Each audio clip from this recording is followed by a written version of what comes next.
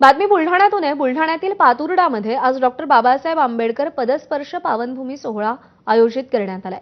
बाबासाहेबांनी 29 मे 1929 रोजी पातुर्डा इथं स्वतः विहिरीचं पाणी काढून अस्पृश्यांना पाजलं होतं। या घटनेला आज 95 वर्ष पूर्ण होत आहेत आणि त्यानिमित्तानं हा सोहळा आयोजित करण्यात आलाय। आढावा घेतला आमच्या प्रतिनिधींनी, पाहूया। 29 मे 1929 रोजी डॉक्टर बाबासाहेब आंबेडकरांनी बुलढाणा जिल्ह्यातील पातुर्डा येथील एका विहिरीवर स्वतः पाणी काढून दलितांना पाजलं होतं। आज या घटनेला 95 वर्ष झाले आणि आपण आता त्याच ठिकाणी आहोत ज्या ठिकाणी स्वतः डॉक्टर बाबासाहेब आंबेडकर या पातुर्डा गावात आले होते।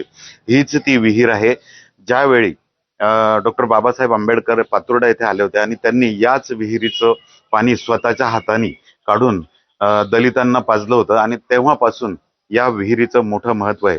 ही विहीर डॉक्टर बाबासाहेब आंबेडकर यांच्या पदस्पर्शाने पावन झालेली विहीर आहे।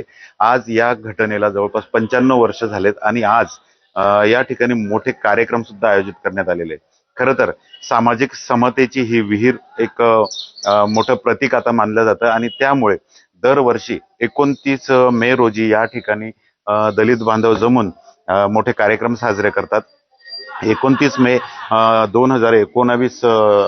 1919 रोजी या ठिकाणी स्वतः डॉक्टर बाबासाहेब आंबेडकर आले होते आणि त्यांनी या विहिरीचं पाणी हे दलितांना पाजलं होतं। आज मोठ्या प्रमाणात या ठिकाणी कार्यक्रम साजरे होणार आहेत।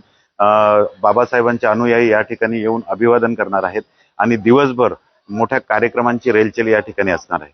कॅमेरामन शांतारामसह डॉक्टर संजय महाजन, एबीपी माझा, पातुर्डा, बुलढाणा।